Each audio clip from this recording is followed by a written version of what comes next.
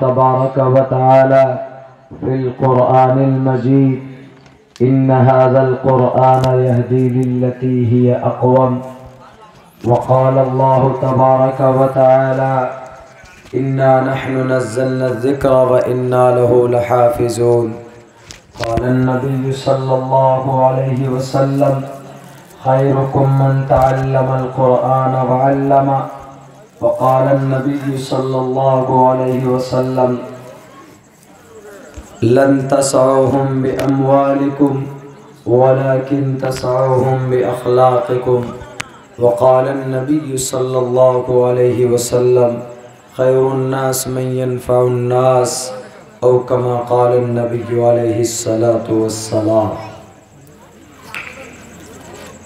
All praise and thanks are Allah's, the Lord of the Alameen, mankind, jinn and all that exist. You honor only the ruling judge, the day of recompense, it means the day of resurrection. You only we worship, you only we ask for help each and everything. Guide us to the right path, to the straight way. May praise be to Allah and cherisher, the sustainer of the worlds, and may the blessings and peace be upon the master of prophets, on all of his companions. The primary aim of education of Quran is to prepare and to qualify the new generation for participation in the development cultural society. नकीरस पर विनंती वर्तानी अदबधानी वरुणस वर्तानी नराशन संवाजिनम वाजिन्नी अस्मल्लाम हुतवा अल्लो सूर्य सर्व नक्षत्रा ओम पूर्णमिदा ओम नमो भगवते वासुदेवाय विश्वेश्वरा आदि पुरुष अपरंपार अल्लेख पुरुष्या नमः। ओम पूर्णमिदः पूर्णमिदं पूर्णात् पूर्णमुदच्यते पूर्णस्य पूर्णमादाय पूर्णमेवावशिष्यते।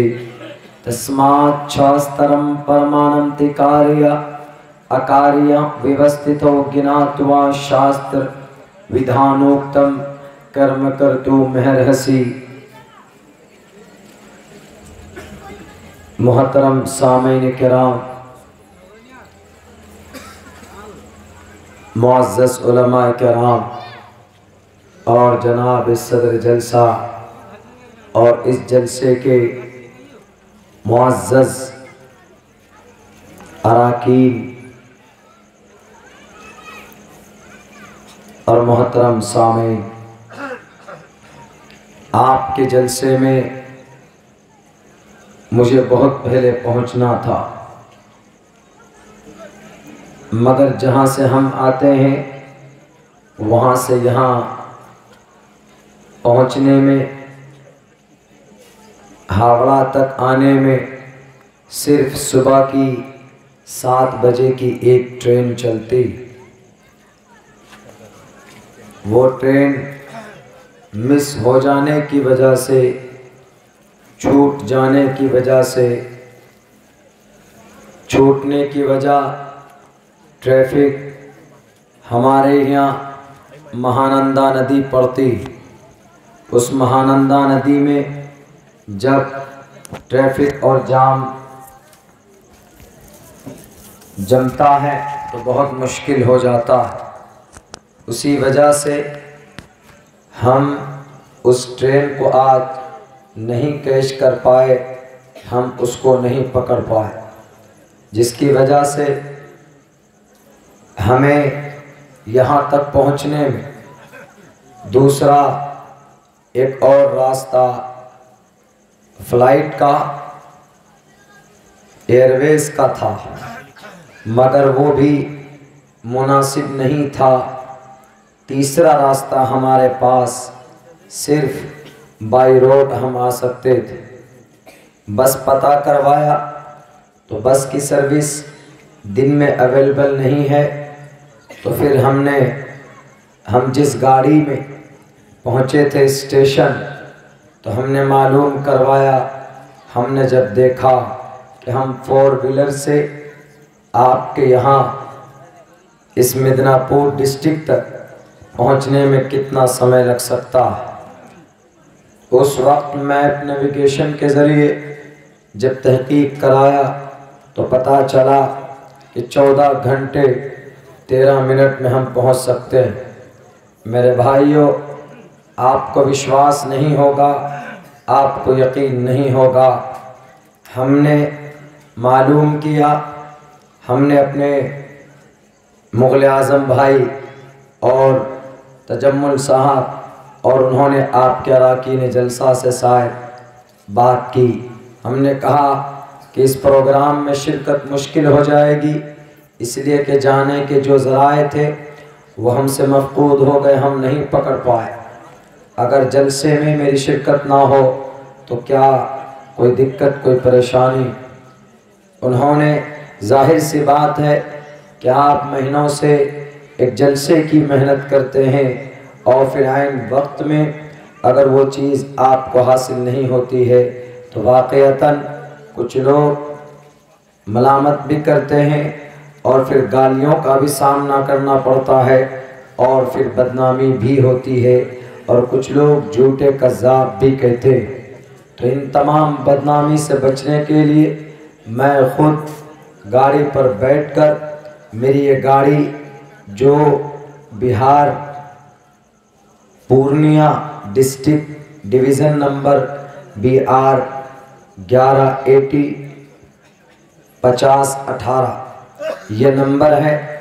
मैं ख़ुद मुस्तकिल 14 नहीं बल्कि आप कह सकते हैं कि 8:23 पर मैंने सफ़र शुरू किया था और सिर्फ हम 2:30-3 बजे 25 या 20 मिनट के लिए किसी जगह पर नमाज के लिए रुके और फिर हमने खाना भी कुछ खाया और फिर मुस्तकिल आपके इस प्रोग्राम में शरीक होने के लिए हमने अपना सफ़र जारी रखा और यहाँ अभी मैं पहुँचा हूँ। और आपको ये भी यकीन नहीं होगा कि आपके इस छोटे भाई ने अभी तक एक गिलास पानी तक नहीं पिया है।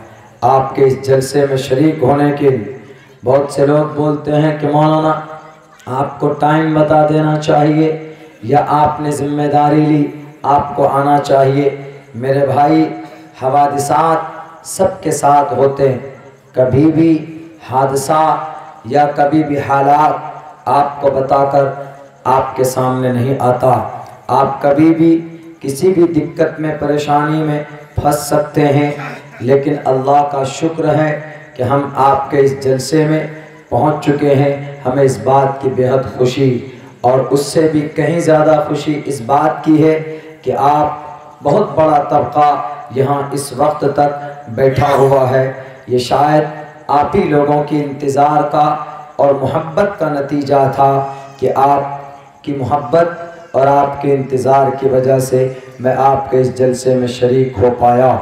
अल्लाह से दुआ करता हूँ कि अल्लाह तबारक व तआला हमारे इस सफ़र को कबूल फरमाए और आपके इस जलसे को हम सब के लिए निजात का ज़रिया बनाए। मेरे भाइयों, मेरा दिमाग और मेरा सर अब भी चकरा रहा है, मगर मैं बोलूँगा इंशाअल्लाह जब तक अल्लाह तबारक व तआला का मंशा होगा मैं आपके सामने कुरान और शरीयत के पैगाम को पेश करूँगा। अभी आपके सामने मेरा मन कर रहा है कि मैं कुरान करीम के ताल्लुक़ से आपको कुछ बताऊं, इसलिए क्योंकि कुछ दिनों पहले एक मलऊन इंसान ने, एक शिया मकतब फ़िक्र का एक आदमी, एक राजनेता, उसने कुरान करीम के ख़िलाफ़ सुप्रीम कोर्ट में कुछ उन्होंने PIL दाखिल किया, एक आवेदन, एक दरख्वास्त उन्होंने दिया कि कुरान करीम से 26 आयतों को निकाल फेंका जाए। वजह पूछा गया कि 26 आयतों को क्यों निकालेंगे, तो उन्होंने कहा कि इसके अंदर वायलेंस की टीचिंग है, यानी इन 26 आयतों में ज़बरदस्ती, जुल्म ज़्यादती, आतंकवाद को बढ़ावा इन 26 आयत के ज़रिए से दिया जाता है। इसीलिए हम इन 26 आयतों को रिमूव करना चाहते हैं। रिमूव के मतलब आते हैं ख़त्म कर देना, हटा देना। और क्यों? इसलिए कि और उन्होंने ये भी कहा कि हमें मुहम्मदुर रसूलुल्लाह से नफ़रत नहीं है, हमें शरीयत से नफ़रत नहीं है, हम मोहब्बत करते हैं। लेकिन इन 26 आयतों को खुलफाए राशिदीन में से 3 खुलफा अबू बकर सिद्दीक़, उमर फ़ारूक और उस्मान ज़ुन्नूरैन, ये तीनों खुलफा ने मिलकर अपनी तरफ से इसके अंदर इन 26 आयतों को इस कुरान के अंदर ऐड किया, शामिल किया। और तो इन 26 आयतों का नबी पाक अलैहिस्सलाम के ज़माने से और मोहम्मद के वही से कोई लेना देना नहीं है। इसलिए हम इन 26 आयतों को निकालने की कोशिश करते। तो मेरे भाइयों, ये बात तो बिल्कुल मुसल्लम है कि कुरान करीम के अंदर न कोई तब्दीली और न कोई तहरीफ और न कोई रद्द बदल आज तक नहीं हुआ। ये इस कुरान का एजाज़ है। दुनिया के अंदर बहुत सारी किताबें आई, दसातीर आई, आवास्था आई, बाइबल आई, इंजील, ज़बूर, तौरात का वजूद हुआ, ऋग्वेद, यजुर्वेद दुनिया के अंदर हैं, सामवेद हैं, अथर्ववेद हैं, रामायण, महाभारत, गीता है। मगर इन तमाम किताबों में तब्दीली हुई, अपनी मनपसंद बातें इसके अंदर ऐड की गई और उनके अंदर जो अहकामात थे जिन पर अमल करना मुश्किल और दुश्वार था, उन आयतों को, उन मंत्रों को, उन सेंटेंसेस को निकाल कर फेंकने की कोशिश की गई। बहुत सी किताब तो ऐसी भी जिसके अंदर 2 किताब है, विषय एक है, लेकिन उसके अंदर फ़र्क है।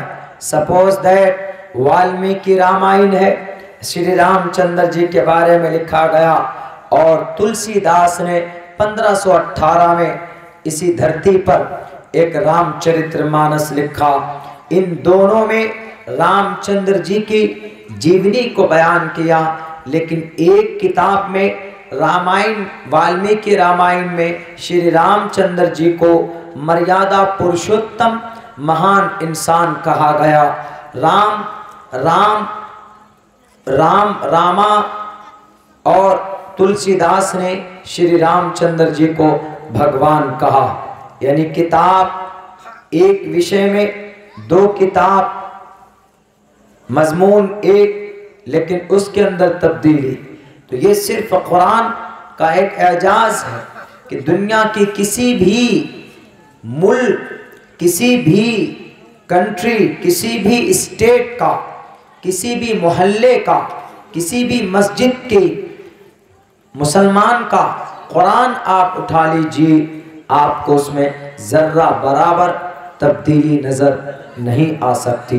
ये सिर्फ कुरान का मुआजिज़ा है, ये सिर्फ कुरान का एजाज़। और आज उस कुरान के 26 आयतों को ये नहंजार लोग, ये शराबी लोग, ये जुआरी लोग, ये जाहिल अनपढ़ गवार जो इस्लाम के तालीम से आशना नहीं, जो इस्लाम की तालीम से वाकफियत नहीं रखते, वो कुरान पर एलिगेशंस लगाते हैं और कुरान पर एतराज़ करते हैं। मेरे भाइयों, ये बात मुसल्लम हम जानते हैं कि हमारा कुरान अल्हम्दुलिल्लाह बेस्ट और बेटर। लेकिन अब मसला यहाँ पर यह आता, जब ये एतराज़, जब उन्होंने ये दरख्वास्त दी, तो हमारे मुस्लिम लोगों में से बहुत सारे मुसलमानों ने ये कहना शुरू किया कि मौलाना अब्दुल्ला साहब, क्या वाक़ईतन हमारे कुरान में वायलेंस टीचिंग है? वायलेंस की टीचिंग की जाती है? वायलेंस का मतलब जुल्म, ज़्यादती, आतंक, उग्र, फसाद। टीचिंग मीन्स सिखाना, दर्स देना, बताना, तो वायलेंस की टीचिंग दी गई। क्या हमारे कुरान में क्या ऐसी बात है? मुसलमान पूछता, अब कंफ्यूज हो गया मुसलमान, क्या कुरान में मौलाना बताइए कैसी बात है आपके हमारे कुरान में? हम तो पढ़ना नहीं जानते, लेकिन वसीम रिजवी चूँकि बड़ा नेता है, चूँकि बहुत बड़ा शिया वक्फ बोर्ड का चेयरमैन रह चुका है, इसीलिए उसने जब सुप्रीम कोर्ट में दरख्वास्त दी हमारे कुरान की आयतों के खिलाफ, तो बात में तो कुछ ना कुछ जान होगी। हमारे मुसलमान कंफ्यूजन में पड़ गए। तो मेरे भाइयों, हमने उस बंदे से कहा, हमने उस अल्लाह की रसूल के मानने वाले से कहा, हमने उस ईमान वाले से कहा, हमने कहा कि एक बात बताओ, साफ तौर पर आप बताना कि आपको कैसा लगता है कि क्या वो सच है वसीम रिजवी? उन्होंने कहा कि मौलाना मैं कंफ्यूजन में पड़ गया हूँ कि वाक़यतन हाँ, शायद वसीम रिजवी बिल्कुल सही कह रहा है। तब ना उसने वकील को हायर करके, वकील तैयार करके सुप्रीम कोर्ट में जाकर हमारे कुरान के खिलाफ PIL दाखिल किया। हमने कहा कि कोई भी कर सकता। हमने कहा कि भाई आपका कुरान है, अल्लाह ने नाजिल किया। सबसे पहली बात तो ये उस वसीम रिजवी को पता होना चाहिए और आपको भी मालूम होना चाहिए कि ये Quran it's not for the Muslim community in the world.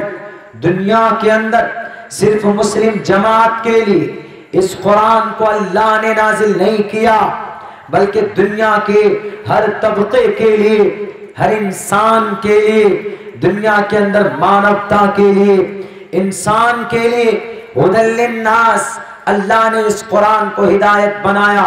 Wasim Rizvi को भी पता होना चाहिए और मेरे ईमान वाले भाई आपको भी पता होना चाहिए और सुप्रीम कोर्ट के उस लॉयर को भी पता होना चाहिए कि ये वो कुरान है जो सिर्फ मुसलमानों के लिए नहीं आया, बल्कि इस कुरान के अंदर जो अहकामात हैं वो किसी जुल्म को उग्र नहीं करता, किसी तशद्दुद को जन्म नहीं देता। उन्होंने ये कहा कि ये कुरान पढ़कर आतंकवाद पैदा होते हैं। ये कुरान जहां पढ़ाया जाता है वहां पर कुरान पढ़ने के बाद जैसे मोहम्मद में जाने वाले पैदा होते हैं, IS में जाने वाले पैदा होते हैं और आतंकवाद का जन्म होता। इसी कुरान को पढ़कर किनका कहना था? वसीम रिजवी का कहना था। आप जवाब देना वसीम रिजवी को कि ज़मीन फरोश इंसान, ईमान को बेचने वाले, अल्लाह से तुमने बगावत मोल ली। ये इंजील नहीं है कि जो चाहो तुम कहोगे, ये ज़बूर नहीं है कि तुम बदल दोगे, ये सामवेद नहीं है, ऋग्वेद नहीं है कि अपने मन की बात इसके अंदर ऐड कर दोगे और फिर वो चीज लोगों के अंदर आम रिवाज में लोग उसको कबूल करते चले जाएंगे। 7 पुश्त भी कब्र से तुम्हारा उठकर आ जाए, कुरान करीम के एक नुक्ते को नहीं बदला जा सकता, इसलिए कि दुनिया की और किताब की हिफाजत इंसानों के जिम्मे रखी।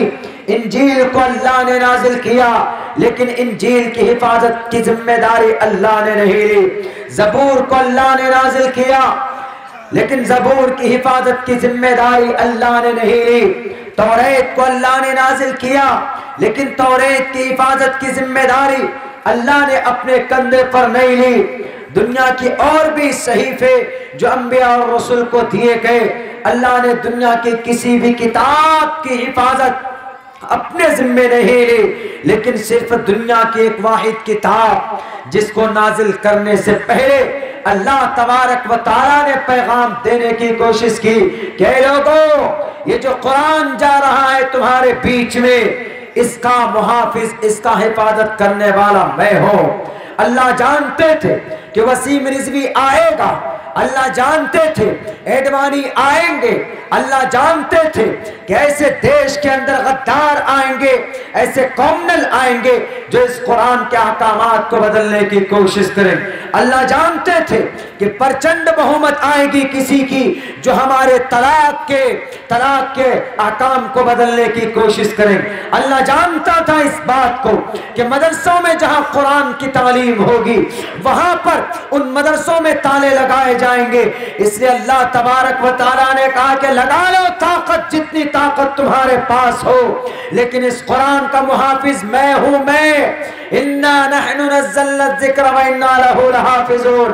वसीम रिज़वी साहब, जितनी ताकत तुम में हो और तुम्हारे नकली खुदाओं में हो, तुम्हारे डुप्लीकेट खुदाओं में हो, जिनकी पुष्ट पनाही तुम्हें हासिल है, जिनकी जुबान तुम बोल रहे हो, तुम ताकत लगा लो, तुम कुरान के एक नुक्ते को नहीं हटा सकते। इसलिए कि इसकी हिफाजत कौन करता है? इसकी हिफाजत अल्लाह तबारक व तआला करता। और जिस चीज की हिफाजत अल्लाह करे उसको कोई मिटा सकता है? कोई नहीं मिटा सकता। इसीलिए मेरे मुस्लिम भाइयों, उसके इस बयान से, उसके इस करतूत से, उसके इस नापाक हरकत से हमें सशोपंज में जाने की जरूरत नहीं। अल्लाह क्लियर, अल्लाह मेंशन एवरीथिंग क्लियरली। कुरान झूठा नहीं है। दुनिया झूठी हो सकती है, आसमान झूठा हो सकता है, सूरज की रोशनी झूठी हो सकती है, चांद की नूर झूठे हो सकते हैं, लेकिन अल्लाह का फरमान झूठा नहीं हो सकता। अब बताओ वसीम रिज़वी को कि मसाइल का हल अल्लाह ने कुरान में रखा है। रिज़वी साहब, आपने इल्जाम लगाया कि चारों खुलफा में से 3 खुलफा ने मिलकर इस कुरान में 26 आयतों को ऐड किया, अलग से दाखिल किया। वो 26 आयतें कौन कौन सी? उनमें से उमूमन वो आयतें जिनका ताल्लुक जिहाद से, या अय्युहन नबी युहर्रिज़ुल मुमिनीना अलल क़िताल व अइद्दू लहुम मस्तताअतुम मिन क़ुव्वा वजाहिदू फिल्लाहि हक़्क़ जिहादी, ये हैं। और भी बहुत सारी आयत, पर्दे के ताल्लुक से जो आयत है उसको भी शामिल किया है, ज़कात के ताल्लुक से जो आयत है उसको भी शामिल किया है, जानी को जो सजा कोड़े बरसाए जाते हैं, संगसार करने का ऑर्डर है, उसको भी शामिल किया है, और चोरी करने वाले के हाथ काट दिए जाएं उसको भी शामिल किया उसने। ऐसे 26 आयतों को जमा करके कहा कि देखिए ये कुरान में जिना करने वाले को कितना खतरनाक सजा देने की बात कुरान कह रहा है कि उसको पत्थर मारो, उसको संगसार कर दो, उस पर कोरे बरसाओ, कितना बड़ा जुल्म है। कौन कह रहा? वसीम रिज़वी कह रहे। तो वसीम रिज़वी से पूछो कि लाल कृष्ण एडवाणी जी से किसी ने पूछा कि सर जानी को कौन सी सजा मिलनी चाहिए, जिना करने वाले को, रेपिस्ट को? तो उन्होंने कहा कि शुड बी डेथ पेनल्टी, सजा मौत मिलनी चाहिए। अच्छा, जानी को सजा मौत मिलनी चाहिए, लेकिन किसी ने पूछा कि सर जिना तो बहुत हो रहा है, बहुत हमारे नौजवान ऐसे है कि बहक जाते हैं और वो जिना कर बैठते हैं, तो क्या उस नौजवान को फांसी के फंदे पर लटका देंगे? उसकी जवानी खत्म हो जाएगी। तो एक काम करते हैं सर, कोई एक ऐसा रास्ता, एक ऐसा उपाय बताइए कि जिससे जिना में पाबंदी भी आ जाए और जिना भी ना हो और सजाए मौत किसी को नहीं मिलेगी। तो लाल कृष्ण एडवाणी जी से साहिल ने पूछा कि जिना से बचने का रास्ता बताएं। कृष्ण एडवाणी जी ने कहा कि मेरे पास हल नहीं है, I don't have any idea, I don't no, मैं नहीं जानता हूं कि जिना से कैसे बचेंगे। उनसे पूछा गया कि सर आपका जो शास्त्र है उसके अंदर कोई रास्ता है? उन्होंने कहा कि आई डोंट नो, मैं नहीं जानता। ऋग्वेद से पूछा कि जिना से बचने का रास्ता बताओ, तो ऋग्वेद खामोश हो गए। यजुर्वेद से पूछा, सामवेद से पूछा, अथर्ववेद से पूछा, रामायण महाभारत गीता से पूछा कि जिना से बचने का रास्ता बताओ, सारी किताबें खामोश हो जाती। 2 कदम आगे बढ़ाकर हमने बाइबल से पूछा, मता से पूछा, मरकस से पूछा, लोका से पूछा, यूहन्ना से पूछा, बरनयास से पूछा, हमने सिख धर्म के गुरु नानक से पूछा, हमने सिख धर्म के गुरु गोविंदर सिंह से पूछा, उनके किताब से उनके 10 गुरुओं से पूछा, हमने मजूसी के हजरत शुएब के कौम बुत परस्त मजूसी उनसे पूछा, हमने चीन के अंदर बसने वाली आशूरियु, शनटू और कंफ्यूशनिज्म इन तीनों कौम से पूछा कि बताओ कि जिना से बचने का रास्ता क्या है।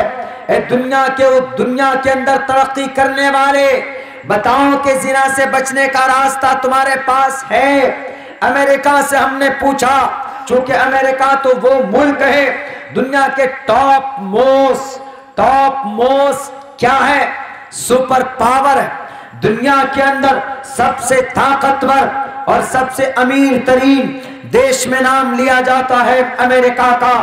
तो अमेरिका से पूछो कि अमेरिका बताओ जिना से कैसे बचें। उस अमेरिका से पूछा गया तो अमेरिका ने कहा कि I don't know, we don't have any solution, हमारे पास कोई सोल्यूशन नहीं है, हमारे पास जिना से बचने का रास्ता नहीं। मेरे भाई, अमेरिका ही नहीं बल्कि पूरब से लेकर पश्चिम तक, उत्तर से लेकर दक्षिण तक जितने भी दुनिया के अंदर मुल्क हैं, ममालिक, कंट्रीज हैं, एक एक करके आप किसी से भी पूछिए, ऑस्ट्रेलिया से पूछिए, फ्रांस से पूछिए, बर्तानिया से पूछिए, यूरोप कंट्रीज लंदन से पूछिए, जर्मनी से पूछिए, इटली से पूछिए, यूक्रेन से पूछिए, नॉर्वे से पूछिए, ओस्लो से पूछिए, आप किसी भी मुल्क से पूछिए, किसी भी ताकतवर तरीन प्रोफेसर से पूछिए, किसी भी नेता से पूछो, किसी सीएम से पूछो, किसी चीफ मिनिस्टर से पूछो, किसी पीएम से पूछो, आरएसएस के मानने वालों से पूछो, एबीवीपी के चेहरों से पूछो, दुनिया के तमाम इंसानों से पूछो, वसीम रिजवी साहब कोई नहीं बताएगा कि हमारे पास जिना से बचने का कोई हल है। अगर जिना से बचने का रास्ता किसी ने बताया है तो तुम पूछो कुरान से कि कुरान जिना से बचने का रास्ता तेरे पास है। कुरान कहता है कि आओ मदरसे में देखो, कुरान पढ़ो, तुम्हें जिना से बचने का रास्ता मिल जाएगा। जिना से बचने का रास्ता क्या है? कुरान मुखातब है जवानों से, कुल्लिल मुअमिनीना यगुद्दू मिन अबसारिहिम, ए जवानों अपनी निगाहें नीची रखना। कुरान मुखातब होता है जवान बेटियों से और बेटी को कहता है कि बेटियों अपनी निगाहें नीची रखना।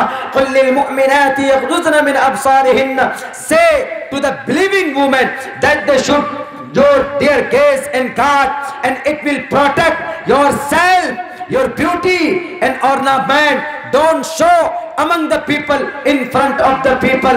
समाज के नौजवान भाइयों, समाज के लड़कियों, अपनी निगाहें नीची रखना और किसी गैर महरम की तरफ अपनी निगाह उठाकर मत देखना।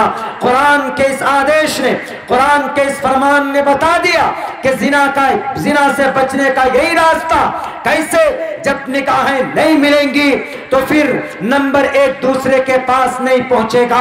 जब नंबर एक दूसरे गैर महरम लड़की लड़के के पास नहीं जाएंगे तो फिर हाय का मैसेज नहीं लिखा जाएगा।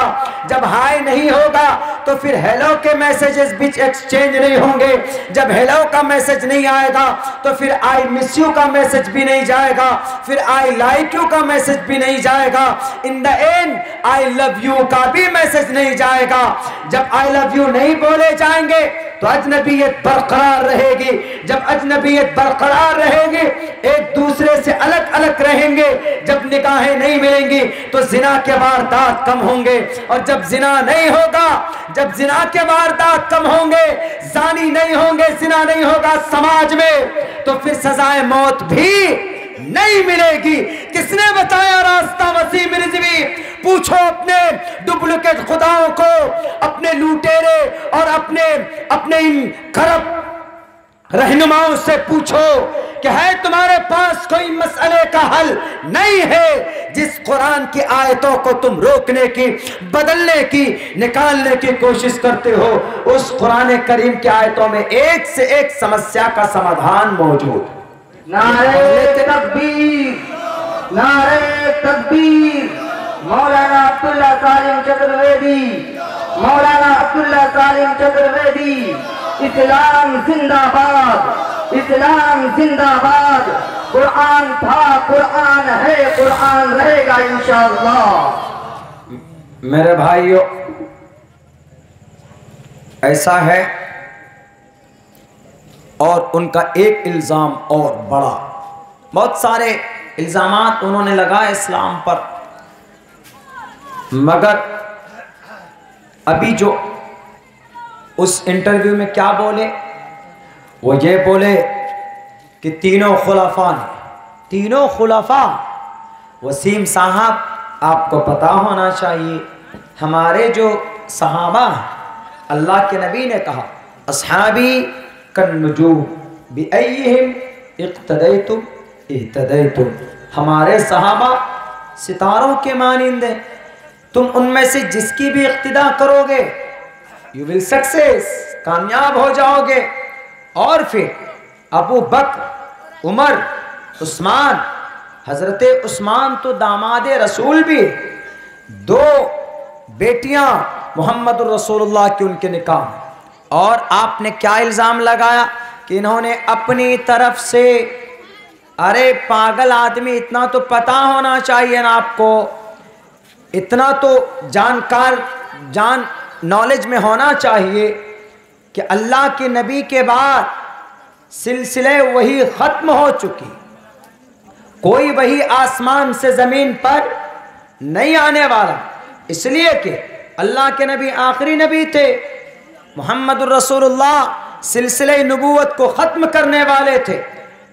हाँ, हम जानते हैं, ये तो आप नहीं बोल रहे, आपके डुप्लीकेट खुदा लोग बोल रहे जो एयर कंडीशन रूम में बैठे, तो उनसे ये पैगाम पहुंचा देना कि अब्दुल्ला सालिम साहब आए थे, इस बस्ती का नाम क्या है, खड़ई में, और वो बता करके गए कि हमारे नकली खुदाओं, जैसे फिरौन को शैतान ने कहा था कि डुप्लीकेट खुदा, क्यों कहा था, इसलिए कि फिरौन ने पेशाब की बारिश करवाई थी किसानों के फसलों के ऊपर, तो वो शैतान ने कहा, हाँ फिरौन ने कहा, बड़ा लंबा चौड़ा वाकया, वो मैं सुना ही देता हूँ आपको। एक मौके पर वो डुप्लीकेट खुदा है ना फिरौन, तो उसने कहा क्या ना रब्बुकुमुल आला, मैं सबसे बड़ा खुदा, मुझे खुदा मानो। तो सब लोगों ने उनको खुदा मानना शुरू कर दिया कि भाई ताकतवर हैं ये।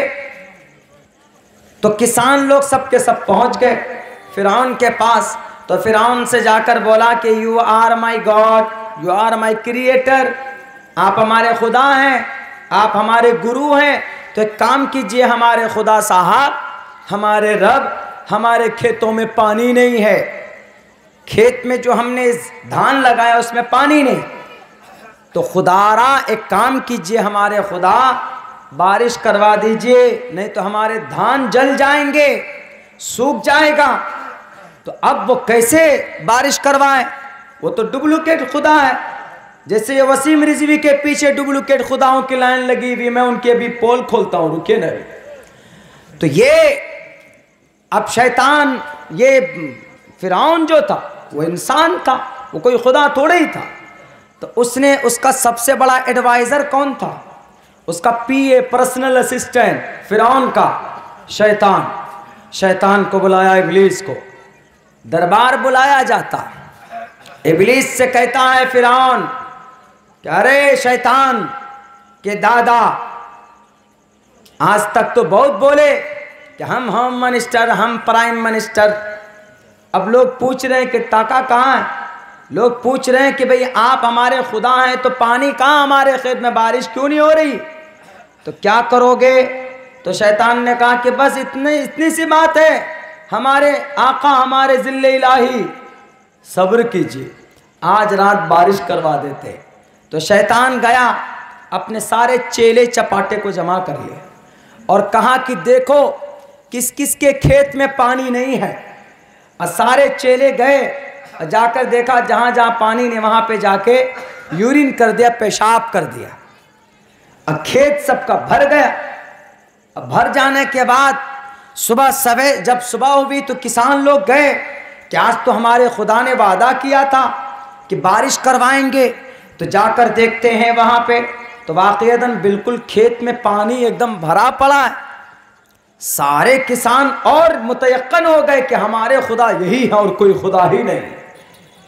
लेकिन ज्यों ज्यों ज्यों धूप तेज होती गई तो धूप की तपिश से पेशाब के अंदर से स्मेल आने शुरू हुई, बदबू शुरू हो गई। तो अब जो किसान लोग थे उनके नाक में अब जब वो बू पहुंची, अब सब आपस में बात कर रहे हैं कि ये पानी कैसा है जिसमें से बदबू आ रही है। एक काम करते हैं कि सारे किसान चलते हैं अपने खुदा के पास, चूंकि बारिश उन्होंने करवाया। अब खुदा के पास आए, फिरौन के पास कि ज़िल्ले इलाही, ए हमारे आका, हमारे मौला, बारिश तो बहुत अच्छी की आपने, लेकिन पानी कहाँ से लाया? कौन से बादल से पानी बरसाया कि उसमें से बदबू आ रही? तो उन्होंने कहा कि अच्छा बदबू आ रही पानी, अच्छा ठीक है जाओ तुम लोग, आज कल आना फिर मैं बताऊंगा कि फरिश्ते ने क्या गड़बड़ी की। मैं पूछूंगा उनका फरिश्ता कौन? वही इब्लीस। इब्लीस को फिर बुलाया। फिर बुलाने के बाद कहता है कि अरे ये तुमने बारिश कैसे करवाई? वो लोग शिकायत करने आए थे, अब मुझे तो पता ही नहीं। तो उन्होंने कहा कि सर बारिश हमने जो करवाई पानी की नहीं करवाई, बल्कि बारिश हमने पेशाब की कराई। और पेशाब की बारिश में हुई तो धूप उसके ऊपर जैसे पड़ेगी तो उससे स्मेल पैदा होगी। तो उन्होंने कहा कि कमबख्त, तुम इब्लीस हो, तुम शैतान हो, तुम्हारे पास इतने चेले चपाटे हैं तो पेशाब की बारिश कराने की क्या ज़रूरत थी? तुम तालाब से पानी उठवा लेते, बारिश करवा देते, या बादल किसी बादल को लाते, बारिश करवा देते। तो पता है शैतान ने क्या कहा? शैतान ने कहा जहाँ तुम जैसे नकली खुदा हो और मुझ जैसा शैतान जिसका पर्सनल असिस्टेंट हो, तो वो पेशाब की बारिश नहीं होगी तो क्या मन और सलवा की बारिश होगी? तो ये वही वाला हिसाब किताब है कि जहाँ वसीम रिजवी जैसा नेता हो और उनके खुदा पीछे अनपढ़, जिहालत में मस्त, शराबी, कबाबी, वो उनके पीछे हो, उनके पुश्त पनाही कर रहे हो, वो तो यही कर सकते हैं, कुरान पर एतराज़ कर सकते हैं। वसीम रिजवी साहब बहुत बड़ी बात आपने कह दी, आपने चारों खुलाफा को गलत कहा। आप अपने उन खुदा को कहना कि आप उन अपने डुप्लीकेट खुदा को बताना कि अब्दुल्ला ने बताया कि हमारे वो खुलाफा ऐसे वैसे नहीं थे, बल्कि उनके बारे में ऋग्वेद भी रत्बुल लिसान है। ऋग्वेद ने भी कहा चतुर्बिर भ्रातृ बिरदेव करिष्यामि कलिक्षियम, कि 4 ऐसे गुरु ज्ञानी होंगे जो जिधर जाएंगे उधर खुशबू फैलेगी इस्लाम की, अमन की, शांति की। आप उनको गलत कैसे कह सकते हो? वसीम रिजवी साहब ये आप याद कर लीजिएगा और आप अपने गुरु को बताइएगा कि चतुर्भिर भ्रातृ बिरदेव करिष्यामि कलिक्षियम, कि 4 गुण वाले ऐसे सहाबी कि जो जिधर से जाएंगे उधर अमन और शांति होगी, उधर प्यार मोहब्बत की बात होगी। इस पर अगर उनको तसल्ली ना हो तो उनको बता देना कि हमारे नकली खुदा, हम कुरान को नहीं बदल सकते, हम कुरान को इसके अंदर कुछ कमी बेशी नहीं कर सकते।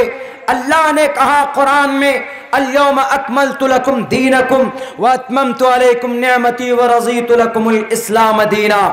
और ये आयत सेम वेद में मौजूद है जिसमें कहा गया यज्ञम परचुचाम यवम सतदतु तो निवोस्ति कवरितम पूर्वियम गतम कस्तद्दि विभारती, कि आखिर जमाने में आखिरी मैसेंजर जो योग का तरीका लेकर आएंगे, यानी नमाज पढ़ने का जो तरीका लेकर आए, ज़कात देने का जो तरीक़ा लेकर आएंगे, रोज़ा रखने का जो तरीक़ा लेकर आएंगे, वो बिल्कुल आखिरी होगा, उसके अंदर कोई तब्दीली नहीं हो सकती। वसीम रिजवी साहब, अपने खुदाओं को जाकर बता देना कि आप कुरान की बात करते हो, कुरान की जिन आयतों को आप हटाने की बात करते हो, वो चीज़ तो तुम्हारे वेदों में मौजूद है, तुम्हारे शास्त्रों में मौजूद है, तो कैसे तुम बात करते हो कुरान की?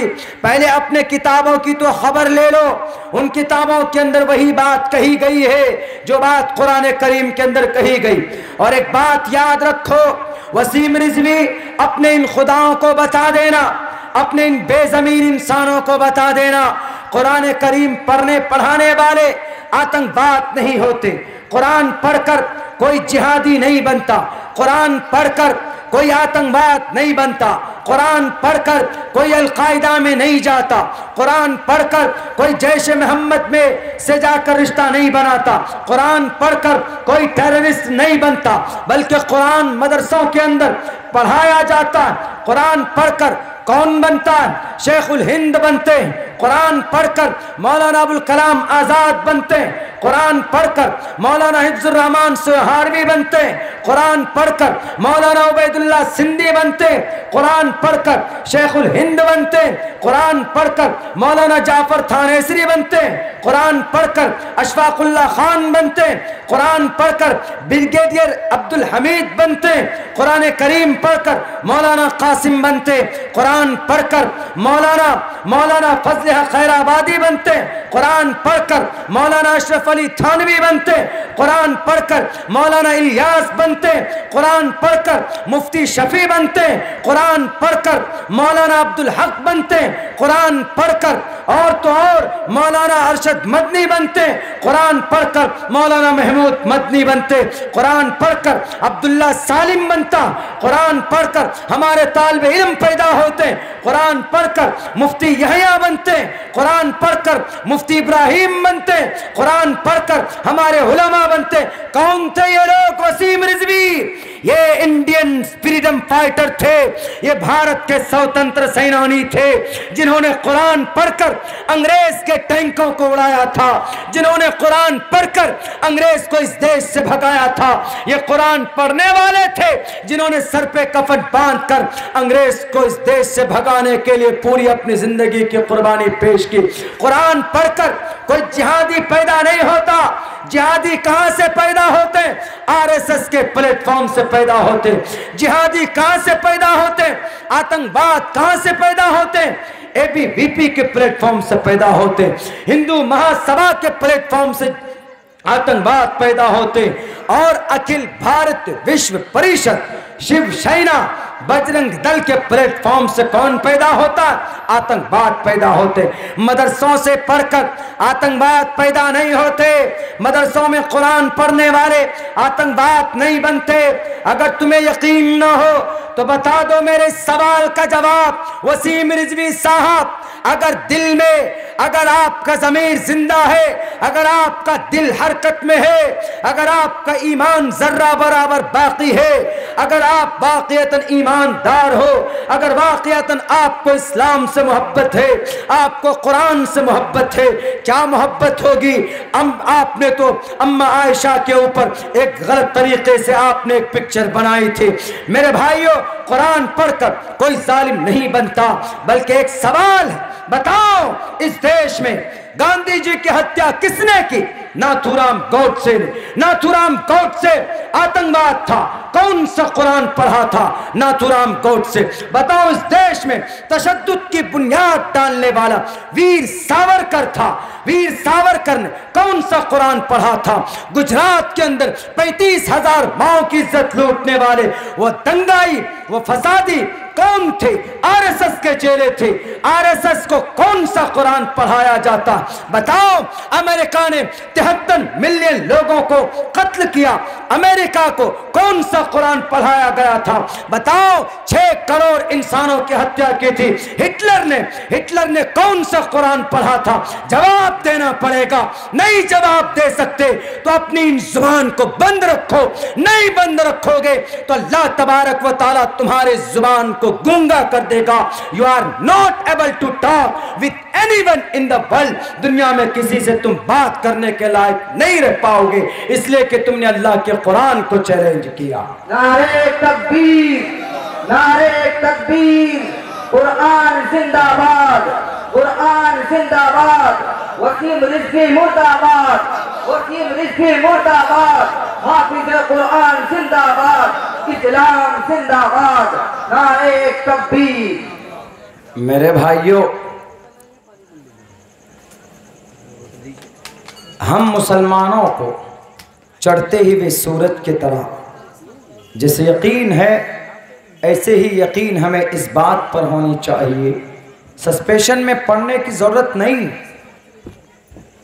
इस कुरान का मुहाफिज अल्लाह, इसमें कोई माए का लाल एक वर्ड, एक नुक्ता ख़त्म नहीं कर सकता। ज़्यादा से ज़्यादा नुस्खा जला देगा, कुरान करीम का मुसव्वदा लाएगा, मस्जिद से उठाकर जला देगा। लेकिन जो कुरान हमारे सीनों में, जो कुरान हमारे हाफिज़ के सीनों में, जो कुरान इमाम साहब के सीने में, जो कुरान मुफ्ती साहब के सीने में, जो कुरान लोहे महफूज में, तो वो क्या होगा? वो तो फिर से आ जाएगा। दुनिया की सारी किताब ख़त्म कर दी जाए, दुनिया की तमाम किताबें उठाकर लाना। वसीम रिजवी साहब, आप बाइबल उठाना, ऋग्वेद उठाओ, महाभारत उठाओ, सारी किताब एक जगह जमा करो, उन सारी किताबों को मट्टी खोद कर दफन कर दो। उन किताबों का दोबारा वजूद नहीं होगा। लेकिन अगर कुरान को भी मट्टी में दफन कर दो तो आप कहोगे कि जैसे ऋग्वेद, यजुर्वेद, सामवेद, अथर्ववेद का वजूद नहीं हो सकता, तो अब कुरान का भी वजूद नहीं होगा। तो हम कहेंगे कि ये तुम्हारी गलत फहमी, हम कहेंगे कि ये तुम्हारी भूल है कि तुम कुरान के बारे में ये सोच रहे हो कि ये कुरान अब ख़त्म होगा। हमने चूँकि इसको दफन कर दिया, नहीं ख़त्म कर सकते। तुम कुरान के नुस्खों को जला सकते हो, लेकिन सीनों में जो कुरान पेवस्त है 6 लाख हुफ़ाज़ कराम के, कैसे ख़त्म करोगे? दुनिया वालों, फ्रांस वालों, कुरान को कैसे ख़त्म करोगे? मुस्लिम के इसराइल में बैठकर दज्जाल का इंतज़ार करने वालों, दज्जाल आएगा और दुनिया के अंदर सबसे ख़तरनाक फितना अगर कोई होगा तो वह दज्जाल का फितना होगा। और दज्जाल आएंगे, और दज्जाल का हामी कौन होगा? यहूदी लोग। यहूदी लोग दज्जाल के हामी होंगे। वो घुंघराले बाल, इतनी ताकत का मालिक होगा वो कि वह आसमान और सूरज को जहाँ चाहेगा वहीं रोक देगा। इतनी ताकत होगी उसके अंदर अल्लाह की तरफ से। वो किस लिए? मसीह दज्जाल को भेजा जाएगा हमारे और आपकी ईमान की आजमाइश के लिए। वो कहेगा आई एम अ गॉड, मैं खुदा हूं, मैं अल्लाह हूं, मैं परमात्मा हूं। लोग कहेंगे कि आप अल्लाह हैं, आप खुदा हैं, हमारे पूर्वज मर गए, दफन हो गए, इस कब्रिस्तान में ज़रा निकाल दीजिए। तो वो अपने चेलों को हुक्म करेगा, अपने शैतानों को, अपने लश्कर को, कि वो उनके बाप दादा नाना नानी बनकर के सामने खड़े हो जाएंगे। तो लोग, जो ढुलमुल ईमान वाला होगा, वो कहेगा, वो रियल अल्लाह को भूल जाएगा, वो उसी को खुदा मानने लगेगा, दज्जाल। तो ये दज्जाल क्या, हम एक लंबा चौड़ा वाक़या है, मैं कभी किसी दिन दज्जाल के ऊपर बात करूँगा। लेकिन दज्जाल का हामी कौन?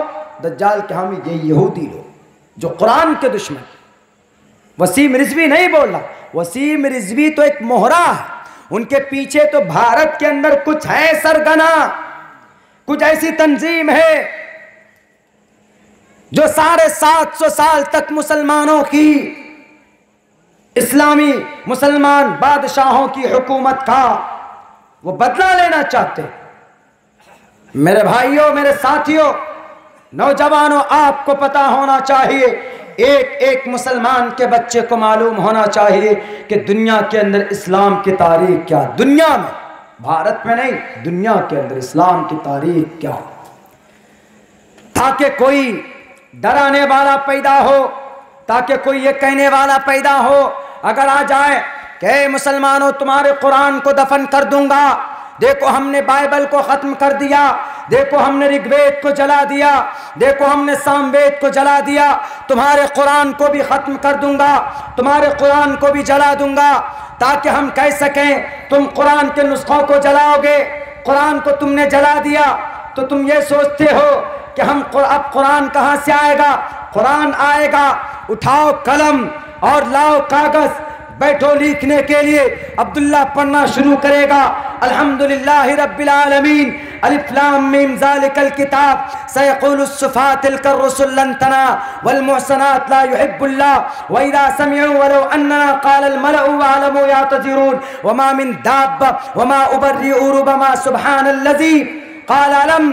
और आगे 17 पारा, इक़्तरब लिन्नास क़द अफ़लहल मुमिनून व क़ाल अल्लज़ी अम्मन ख़लक़ उत्लु मा ऊही वमन यक़नुत वमा लिया फमन अज़लम इलैहि युरद्दु हामीम क़ाल फमा ख़त्बुकुम क़द समिअ अल्लाह तबारकल्लज़ी अम्मा यतसाअलून मिनल जिन्नति वन्नास।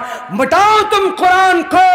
अब्दुल्ला खड़ा होगा, इमाम साहब खड़े होंगे, 9 साल का बच्चा खड़ा होकर दोबारा कुरान करीम को पढ़ते जाएंगे, लिखते जाएंगे। कितने नुस्खों को तुम जलाओगे? क्यों? अल इस्लाम यालू वला योला, इस्लाम बुलंद होने के लिए आया है। तुम जितने कुरान पर एतराज करोगे, तुम जितने कुरान को खत्म करने की कोशिश करोगे, अल्लाह तबारक व तआला अपने अफराद को तैयार करते रहेंगे, उतना ही इस्लाम का बोलबाला होगा इंशाअल्लाह। नारे तकबीर, नारे तकबीर। हजरत मौलाना अब्दुल्ला सालिम चतुर्वेदी, हजरत मौलाना अब्दुल्ला सालिम चतुर्वेदी, हाफिज़े कुरान जिंदाबाद, हाफिज़े कुरान जिंदाबाद, इस्लाम जिंदाबाद, इस्लाम है, इस्लाम रहेगा इंशाअल्लाह। मेरे भाइयों, अब मैं एक बात आप लोगों को, एक पैगाम देना चाहता हूँ। मेरी आवाज़ मुकम्मल तौर पर मेरे साथ नहीं है, लेकिन मैं ये पैगाम देना चाहता हूँ आप तमाम लोगों से, खुसूसन यहाँ पर हमारे मदारिस के तलबा कराम की तादाद मुझे नज़र आ रही। मैं उन नौजवानों से, उन तलबा कराम से भी और समाज के हर एक फ़र्द से मैं मुखातब होना चाहता हूँ। मैं कहना चाहता हूँ कि मेरे भाइयों, मेरे साथियों, अब जाहिल बनकर ज़िंदगी गुजारने का टाइम नहीं है, बल्कि अब आपको आलिम बनना होगा। किस चीज़ का आलिम? अपने कुरान का, अपनी शरीयत का, अपने संविधान का, अपने हक हुकूक का।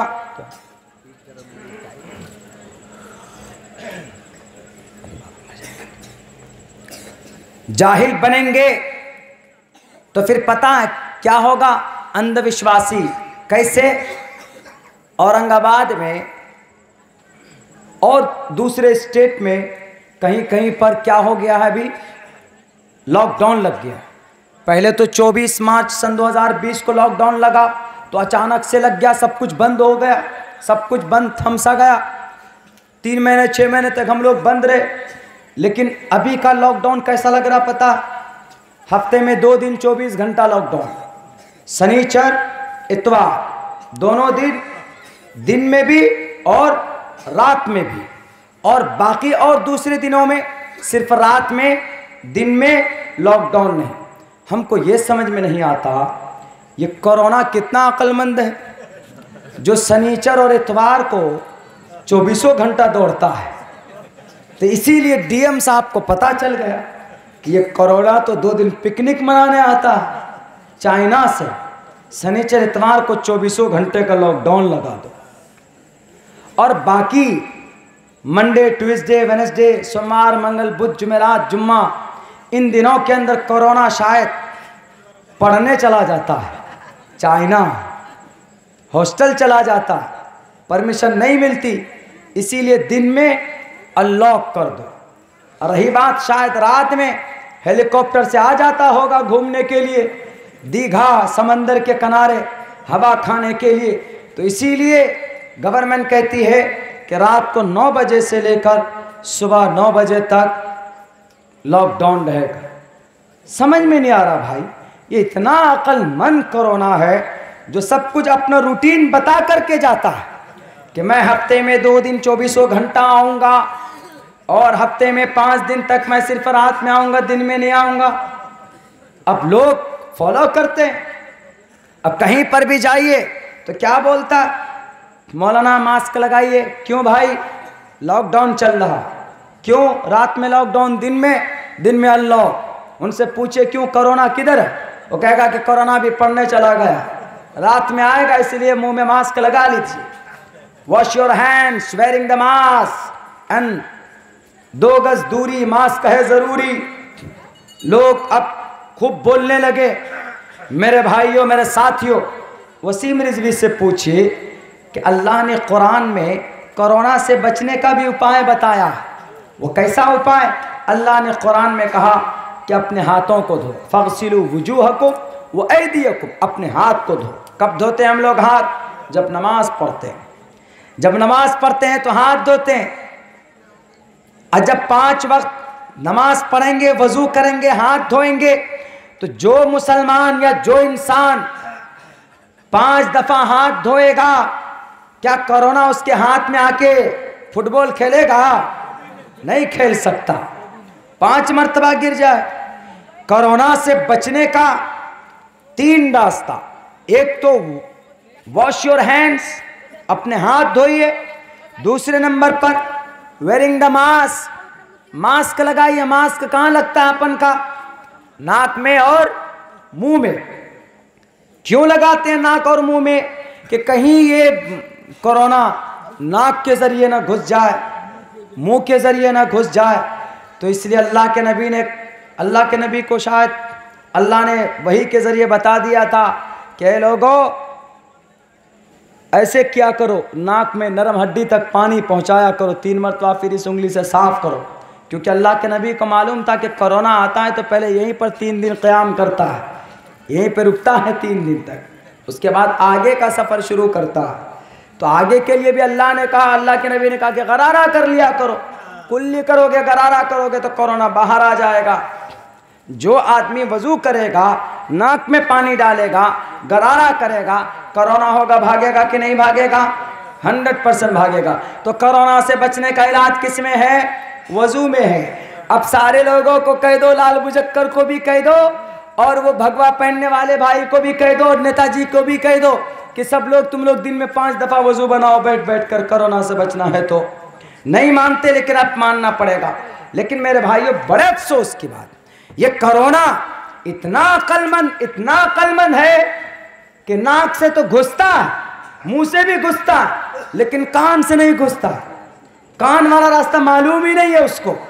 क्यों कान वाला रास्ता क्यों मालूम नहीं? शायद नो एंट्री का बोर्ड लगा हुआ देखा होगा, इसीलिए वरना आज तक कान के बारे में तो नहीं सुना कि भाई कोरोना से बचना है तो कान में रुई ठोस लो या कुछ कर लीजिए। अजीब कहानी बनाकर रख दी गई। लेकिन इतनी बात जरूर है, ये बात बिल्कुल मुसल्लम है कि हमारे कुरान में कोरोना जैसे महामारी का इलाज भी अल्लाह तबारक व तआला ने 1450 साल पहले रख दिया जी। वजू के जरिए से जो आदमी वजू करेगा, वो आदमी हाथ धोएगा, वो आदमी नाक में पानी लेगा, वो आदमी कुल्ली करेगा, वह आदमी सर का मसा करेगा, बालों का मसा करेगा, और बालों के मसा में कान भी आते हैं, सब कुछ करेगा तो कोरोना भागेगा कि नहीं भागेगा? मेरे भाइयों, ये कोरोना अल्लाह के तरफ से एक अजाब है उन लोगों के लिए जो लोग बोलते थे कि बंगाल के लोग को CAA के जरिए अलग करो। CAA का मतलब अलग अलग करना, CAA का मतलब मुस्लिम अलग, मुसलमानों के अलावा और जितने भी धर्म के लोग हैं वो सब के सब अलग। अल्लाह ने कहा अच्छा, ये बेचारे मुसलमानों को क्यों अलग कर रहे हो? तो कहा जाता है इसलिए चूंकि ये टोपी वाले, ये दाढ़ी वाले, इसीलिए इनको अलग कर दो, इनको अलग कर दो। छुआछूत, भेद, मलेच्छ भाषा कीर्ता तैन वैद वाक्य प्राण मुखा। क्या अमल किया है इस मंत्र पर गुरुजी? देखो, ईश्वर की लाठी में कभी आवाज नहीं होती। अल्लाह तबारक व ताला जब पकड़ करने पर आता है तो फिर कोई माए का लाल नहीं बचा सकता। इन्न बत्श रब्बिका लशदीद। अल्लाह तबारक व ताला ने 8 महीने तक आपको कोरोना जैसे महामारी डालकर आपके इकोनॉमिक को, आपके सोशल को, आपके यहाँ पर बिजनेस को, कारखानों को, गरीब को, मजदूर को जो दिक्कत, जो परेशानी हुई, किस वजह से हुई? हमारे भारत के अजीम कायद और लीडरान मगर करप्ट। एक बात कहूंगा, आपने लोगों को अलग अलग करने की कोशिश की। किसके जरिए से? CAA के जरिए से, सिटीजन अमेंडमेंट एक्ट के जरिए से। तो अल्लाह तबारक व ताला को ये बात तुम्हारी पसंद नहीं आई। अल्लाह ने कहा कि क्यों अलग करना चाहते हो? अलग मत करो। बड़ा दर्द होता इसलिए कि ये भारत में पैदा हुए, इनके बपूती राज है भारत, हमारा बाप का घर है भारत, हमारी बाप की जमीन है भारत। क्यों? हमारे अब्बा कौन? हजरत आदम। आदम कहां पैदा हुए? भारत में आए। और बाप जहां पैदा होता है वो घर किसका होता? बेटों का होता। इसीलिए भारत के फिरका परस्त तंजीमों, भारत हमारे बाप की जागीर, हमारे बाप की जागीर, हमने कुर्बानी दी, हमें अलग नहीं कर सकते। तो अल्लाह को यह बात पसंद नहीं आई कि इन लोगों के खिलाफ CAA सिटीजन अमेंडमेंट एक्ट बनाया। नहीं होना चाहिए। क्यों? मासूम लोग क्या करते हैं? नमाज पढ़ते। नमाज पढ़ना पाप नहीं, नमाज पढ़ना पाप होता तो हनुमान को श्री रामचंद्र जी नहीं कहते के और सीता को नहीं कहते ए सत्यवती राम रामाय नमः।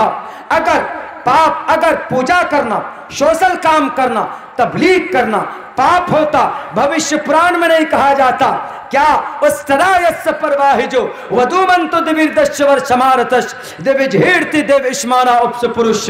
तो मेरे भाइयों, जब इस धरती पर CAA सिटीजन अमेंडमेंट एक्ट किया गया, अल्लाह को यह बात नापसंद हुई।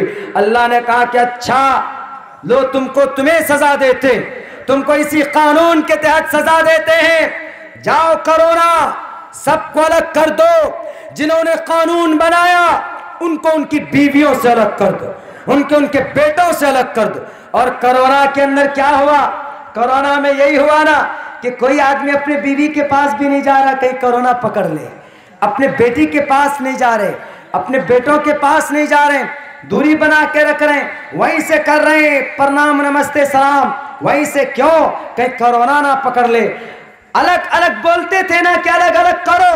अल्लाह ने ऐसा अलग अलग कर दिया तुम्हें कि तुम अपनी बीवी को भी छूने से मोहताज हो गए। किसके जरिए? कोरोना के जरिए से। इसीलिए अल्लाह के निज़ाम में, अल्लाह के कुरान में, अल्लाह के कानून में और अल्लाह के मंशे, अल्लाह की शरीयत में, अल्लाह के नबी अलैहिस्सलातु वस्सलाम के अतवार में, उनकी ज़िंदगी के अंदर मेरे भाइयों, मेरे मुसलमानों, कोई तब्दीली और कोई तगय्युर और किसी तरह की कोई तफरीक इसके अंदर कोई पैदा नहीं कर सकता। अगर कोई करता है तो अल्लाह तबारक व तआला ज़माने के एतबार से उसको मज़ा चखा देते। और मैं कहता हूँ उन लोगों को जो लोग कोशिश करते कि हम कुरान को बदलना चाहते हैं, कुरान अल्लाह का कलाम और अल्लाह का कलाम नहीं बदलता। ला तब्दीला लिकलिमातिल्लाह वलन तजिदु लिसुन्नतिल्लाहि तब्दीला। अल्लाह के फैसले नहीं बदलते, अल्लाह के कलाम में तुम तब्दीली नहीं पाओगे। यही पैगाम ऋग्वेद में कहा गया। वसीम रिजवी साहब ऋग्वेद में नकीरस पर बिनंती वर्ताणी अदब धानी वरुणस वर्ताणी। वरुण ईश्वर के विधि विधान नहीं बदलते।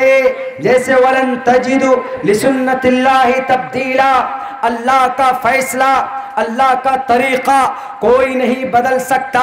इसमें कहा गया नकीरस परबिनंति वर्तानि, ईश्वर के संविधान को कोई नहीं बदल सकता। अगर कोई बदलने की कोशिश करता है तो वो फिर इस जमीन पर आने वाले वक्त में एक वक्त ऐसा आएगा कि उसको ईश्वर उनके पापों के बारे में सवाल करेगा, पापों का हिसाब उनको देना होगा।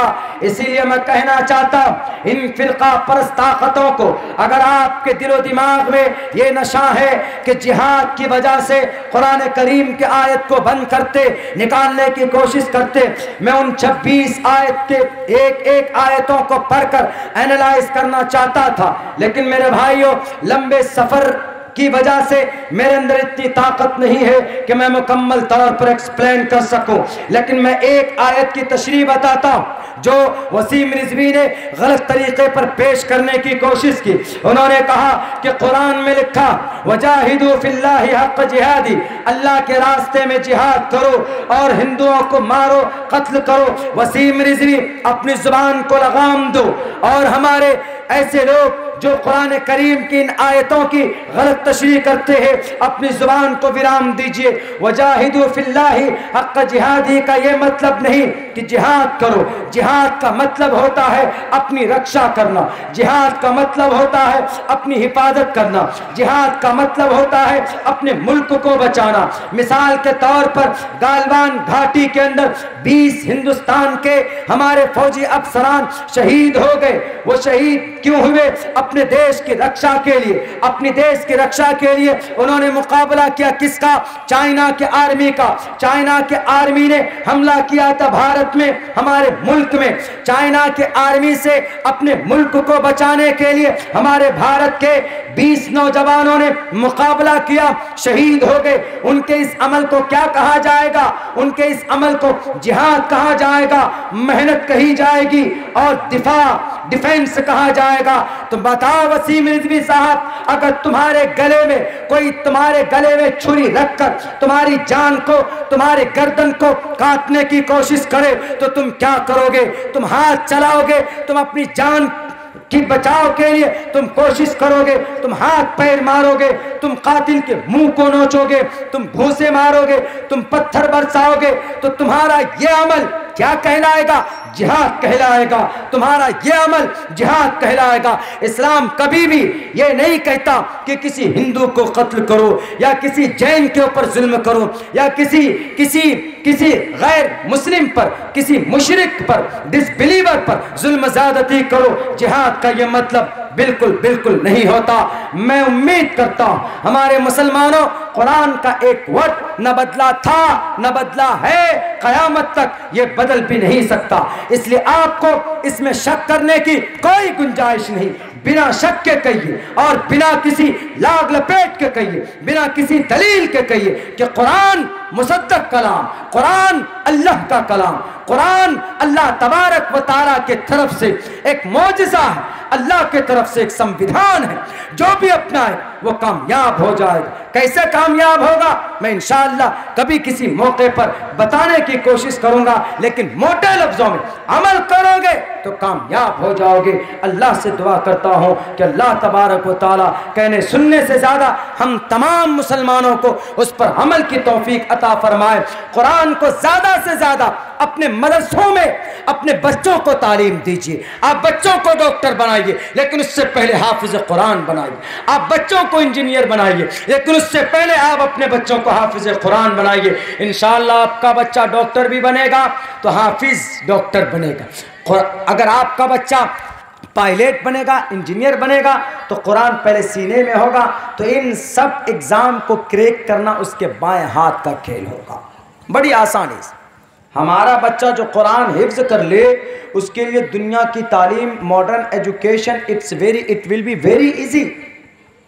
इफ़ यू डोंट बिलीव तो please you have to practice on that topic. अगर आपको यकीन ना हो तो आप अपने बच्चों को हाफिज कुरान बनाइए, उसके साथ मॉडर्न एजुकेशन दीजिए, उसके बाद आप दुनियावी तालीम दीजिए। दुनियावी तालीम मना नहीं है, दे सकते हैं, बक़द्रे ज़रूरत दे सकते हैं। ओवर और भी ज़्यादा दे सकते हैं। अगर आप अपने बच्चों को ज़्यादा पढ़ाना चाहते हैं दुनियावी एतबार से तो पढ़ाइए, लेकिन before that, before this thing you have to educate your children as a Islamic education, अपने अक़ीदे ताकि बच्चों के सही हो, कुरान और हदीस के बारे में जान सके, अपनी शरीयत के बारे में जान सके। मैं दुआ करता हूँ आप तमामी हजरात से कि आप तमाम हमारे लिए भी दुआ करें और आप अपने मदरसों के लिए, आप अपने समाज के लिए दुआ कीजिए कि अल्लाह तबारक व तआला हमारे नौजवानों को हिम्मत दे, हमारे नौजवानों को ताकत दे कि वो जुल्म के ख़िलाफ़ आवाज़ बुलंद कर सकें। हमारे जो दानिश्वर तबका वो मैदान में आए, जवानों को आगे बढ़ाएं। आज हमारा नौजवान भटक रहा, आज हमारा नौजवान कोई टारगेट उनके सामने नहीं, मोबाइल ले लेता है, बस जनाब फेसबुक पे पेज बनाते हैं, व्हाट्सएप के ऊपर ग्रुप बनाते हैं। इससे मेरे भाइयों आपकी तकदीर नहीं बदल सकती। अगर आप ये सोचते हो कि सिर्फ तस्बीह के दाने हिलाने से आपका बेड़ा पार हो जाएगा तो ये खाम ख्याली है। तस्बीह के दाने के साथ साथ आपके उसी हाथ में ताकत भी होना चाहिए, उसी हाथ में जुल्म के खिलाफ, दुश्मनाने भारत के खिलाफ तलवार भी होनी चाहिए। आपके उसी हाथ में संविधान भी होना चाहिए, आपके उसी हाथ में हमारे हिंदुस्तान की तारीख भी होनी चाहिए, आपके उसी हाथ में इस्लाम की भी तारीख होनी चाहिए, ताकि कल अगर कोई वसीम रिजवी हमारे कुरान पर, हमारे शरीयत पर, हमारे इस्लाम पर, हमारे मोहम्मद पर, हमारे हदीस पर अगर डाके डालने की कोशिश करता है, अगर कहीं पर भी हरकत कोई करता है तो वहां हमारे नौजवान खड़े होकर उनके हर सवालों का जवाब दे सके। बाज़ाब्ता मैंने चैलेंज किया, मैंने कहा कि दुनिया का कोई बड़ा विद्वान आ जाए, मैं कुरान पर उनसे बहस करने के लिए तैयार। इंशाअल्लाह मुझे उम्मीद है, मैं तालिब इल्म हूं, हमारे असातिज़ा तो दूर की बात, मैं बहैसियत तालिब इल्म एक एक सवाल का जवाब मैं कुरान के ऊपर एलिगेशंस के अक़ली दलाइल की रोशनी में इंशाअल्लाह मैं सॉल्व करूंगा। और उन लोगों के जो मुंह फाड़े हुए हैं कुरान के खिलाफ, शरीयत के खिलाफ, मुसलमानों के खिलाफ, मस्जिद के खिलाफ, इंशाअल्लाह उनके मुंह को, उनके जो होंठ बड़े फैले हुए होते हैं उनको मैं यकीनी तौर पर मैं दलाइल की रोशनी में उनको मैं खामोश करना चाहता हूँ। इसीलिए ये संकल्प हमारे हर नौजवानों के दिलो दिमाग में होना चाहिए कि हम अपनी ज़िंदगी का एक टारगेट तय करें, एक टारगेट फिक्स करें। आप टारगेट तय कीजिए, उसी के मुताबिक काम कीजिए, इंशाअल्लाह आप कहीं पर भी आप फेलियर नहीं हो सकते। आपका ये जलसा बहुत मुबारक बादी के लायक है, चूँकि नौजवान कमेटी ने इसको ऑर्गेनाइज किया और हमारे बहुत सारे दानिश्वर लोग भी इसके अंदर जुड़े हुए हैं। अल्लाह उनके जायज़ अगराज़ व मकासद में कामयाबी अता फरमाए। और मुकर्रिर हैं कोई? जी बिल्कुल, 2:30 तो बज गया। आइए तराना पढ़वा दीजिए। कौन पढ़ेंगे? मदरसे की अलविदाई तराना होगी, इसके बाद दुआ हो जाएगी। अच्छा, मदरसा भी है यहाँ? जी मदरसा है जी।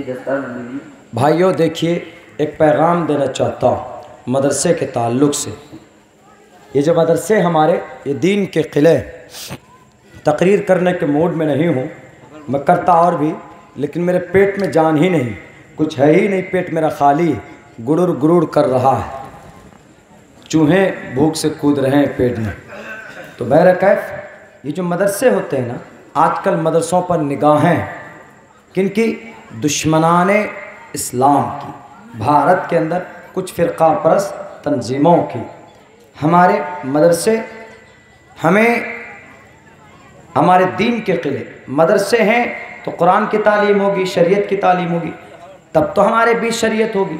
जब मदरसा ही नहीं रहेगा तो शरीयत नहीं रहेगी, जब शरीयत नहीं रहेगी तो हमारे अक़ीदे भी मुफसिद हो जाएंगे, हम लोग खुराफात में चले जाएं, बिदात और खुराफात में चले जाएं। इसीलिए इन मदरसों का वजूद बेहद ज़रूरी। हाँ, अगर कोई आपके मदरसों को रोकने की कोशिश करता, बंद करने की कोशिश करता है, तो एक भारत का संविधान में एक आर्टिकल, मैंने कई जगह में वो बात कही, आज आपको कह रहा हूँ खुले लफ्ज़ों में। आर्टिकल नंबर 30 आइन दफ़ा नंबर 30 में ये बात लिखी हुई है कि कोई भी माइनॉरिटी का आदमी, हम और आप माइनॉरिटी के लोग, अगर वो कोई मदरसा बनाना चाहे या मकतब बनाना चाहे तो बना सकते हैं, कोई उनको रोक नहीं सकता। चाहे वह आसाम का कोई मिनिस्टर ही क्यों ना हो, चाहे वो हमारे भारत के प्राइम मिनिस्टर साहब ही क्यों ना हो, वो अपने ताकत के बलबूते पर वो हमारे मदरसों को रोक नहीं सकते जब तक कि वहाँ पर कोई इल्लीगल काम प्रूफ न हो जाए। कैसे? अगर कोई रोकता तो उसको कहिए ऑल राइट ऑफ माइनॉरिटीज, मुसलमानों का to establish and administer educational institutions. क्या कहा इसमें? कि माइनॉरिटी का हक है कि वो इदारा बना सकते। कैसा इदारा? वो आगे बताया। आर्टिकल नंबर 30 का ए दफा नंबर 30 का अलिफ क्या कहता? All minorities whether based on religion और लैंग्वेज, सारे माइनॉरिटी के लोग जो मदरसा चलाते हैं चंदों में, वेदर बेस्ड ऑन रिलीजन, चंदों में, और वहां पर तालीम दी जाती है कुरान की, वहां पर तालीम दी जाती है इस्लाम की, तो क्या ऐसा मदरसा चला सकते हैं? जी, shall have the right to establish, उसको परमिशन है, वो चला सकता। Shall have the right to establish and administer educational institutions on their choice. इमाम साहब, मुखिया साहब, प्रधान साहब, मेंबर साहब, कारी साहब, मौलाना साहब अपनी मर्जी से ऑन देयर चॉइस। आसाम के मिनिस्टर साहब कुर्सी पर बैठकर गाड़ी में लाल बत्ती लगा लेने से कोई इस देश का नेता नहीं बन जाता। नेता इस देश का सबसे बड़ा वो है जो भारत के संविधान को जानता। नेता इस देश का वो है जो कानून के दायरे में रहकर हर काम करता। तुम्हारे पैसा होने की वजह से तुम हमारे मदरसों को बंद कर दोगे, कयामत तो आ सकती है, मदरसों को तुम बंद नहीं कर सकते। क्यों? भारत का संविधान कहता all minorities whether based on religion और language shall have the right to establish and administer educational institutions on their choice. अपनी मर्जी से मुसलमान मदरसा चला सकते। हमें तुम्हारी भीख की जरूरत नहीं, हमारे तुम्हारी खैरात की जरूरत नहीं। हम भूखे रहकर अपने मदरसों को चलाएंगे इंशाअल्लाह, लेकिन हमारा मदरसा था और है और रहेगा। और अगर आपको अदावत हो, उठाओ तारीख। जामिया मिल्लिया की बुनियाद किसने डाली? शेखुल हिंद ने बुनियाद डाली। और भारत के अंदर सबसे नंबर 1 पर यूनिवर्सिटी कौन सा है? जामिया मिल्लिया, दिल्ली वाले जामिया मिल्लिया। किसने बुनियाद रखी थी? एक मौलाना साहब, एक टोपी और दाढ़ी वाले ने। क्यों? वो इस देश में तरक्की चाहते थे। तुम जैसे गुंडागर्दी नहीं कि जाकर ब्रिटिश साम्राज्य से हाथ मिला लिया और माफी मांग ली कि British resident forgive me all thing, मुझे माफ कर दीजिए, मैंने गुनाह किया है, हमें माफ कर दीजिए। मुसलमान उलमाए किराम ने अपने आप को फांसी के फंदे पर लटकाकर और अपने मदरसों की बुनियाद डालकर तब जाकर अंग्रेज को भगाया था। इसलिए इन मदरसों की तरफ शक की निगाह उठाकर मत देखना, नहीं तो तुम अंधे हो जाओगे, लूल्हे हो जाओगे, गूंगे हो जाओगे, बहरे हो जाओगे। ये मैं नहीं कह रहा, ये ईश्वर कहता पापिष्ठास्ते प्रशांति यम रूपम भयंकरम। इसलिए मेरे भाइयों, हम अपने मदरसों को जिस सूरत में भी हो तरक्की दें, ताउन दें, अल्लाह आबाद करे। इन मदरसों के कारकुनान के अंदर खुलूस-ए-इलाहियत पैदा फरमाए। बहुत बहुत शुक्रिया, जज़ाकल्लाह। अस्सलामु अलैकुम रहमतुल्लाहि व बरकातहू। अल्लाह